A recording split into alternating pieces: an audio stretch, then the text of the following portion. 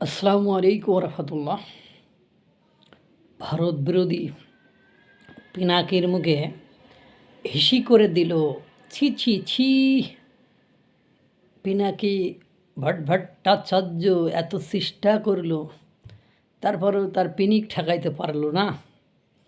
আপনারা জানেন mile stone school and কলেজে বাংলাদেশের ইতিহাসে যে ভয়াবহ বিমান দুর্ঘটনা ঘটেছে, সেই বিমান দুর্ঘটনার প্রেক্ষাপটে চীন থেকে চিকিৎসক এসেছে, পরামর্শদাতা এসেছে।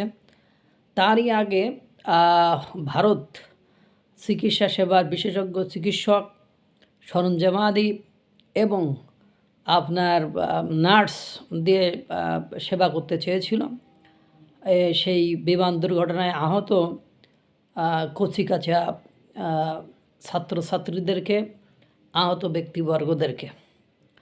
তারই ধারাবাহিকতায় ভারতের তিনটি বিশেষজ্ঞ দল, 3 সদস্য বিশিষ্ট বিশেষজ্ঞ একটা দল, তারা বাংলাদেশে এসেছে। যখন ভারতে সাহায্য নিয়ে আসতে চেয়েছিল, তখন যারা ভারত বিরোধী বা ভারতের কে যা দেখে ভারতের বিরুদ্ধেই যার আচরণ বা ভারতকে যে সহ্য করতে পারে না, ভারত বিরোধিতা করেই যার সংসার চলে, যে জনপ্রিয় হয়েছে, মানে কথায় কথায় গালিগালাজ করাই যার স্বভাব, সেই পিনাকি মানে একটা স্ট্যাটাস দেয় এরকম যে ইন্ডিয়া থেকে কোনো ডাক্তার চিকিৎসা সামগ্রী নেবেন না। প্রফেসর ইউনূসের সরকারকে সতর্ক করছি, আমরা একমাত্র যে জিনিস ইন্ডিয়া থেকে আনন্দের সাথে গ্রহণ করব তা হচ্ছে শেখ হাসিনা এবং ভারতে পালিয়ে থাকা তার দলের লোকজনদের, মানে আওয়ামী লীগের লোকজনদের। কিন্তু দুর্ভাগ্য হলো সত্য যে পিনাকির 5ই ফেব্রুয়ারির পর থেকে পিনাকির খাওয়া বা পিনাকির বক্তব্যের গুরুত্ব দেওয়া বাংলাদেশের প্রেক্ষাপট থেকে উঠে গিয়েছে। আপনারা বিশ্বাস না হয়, 5ই ফেব্রুয়ারি বঙ্গবন্ধু শেখ মুজিবুর রহমানের 32 নম্বর ভাঙার যে তকমা, যে ভাঙতে যে সে পরামর্শ দিয়েছিল, সেই অনুযায়ী বাংলাদেশের যারা এই অপকর্ম করে ফেলেছিল, তারা তো এখন বিশেষ করে সরকার এর জন্য তলে তলে বেশ সাফার করতেছে, যেটা দৃশ্য তো নয় বা অনেকে দেখতে পাচ্ছে না, খালি চোখে দেখা যাচ্ছে না।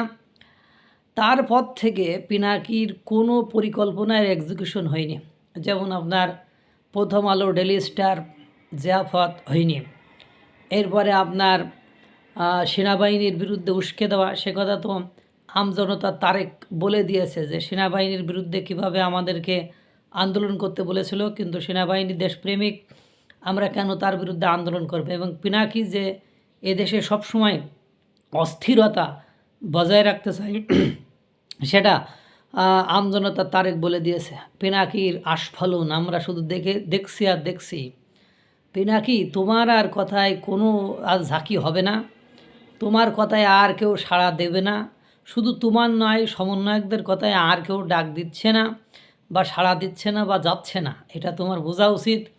তোমার খাওয়াও শেষ, তোমার রুচিও শেষ, তোমার বরকতও শেষ। তুমি যতই কেলাকেলি ঘুষাঘুষি করো না কেন, তোমার মুখে এখন পি করে দিচ্ছে, হিসি করে দিচ্ছে। তুমি এখন তোমার ওই বক্তব্য, তোমার ওই কথা, যারা ভালোবাসে, কথা শোনে, তাদের তাদের দ্বারা কোনো কিছু আর সম্ভব নয়।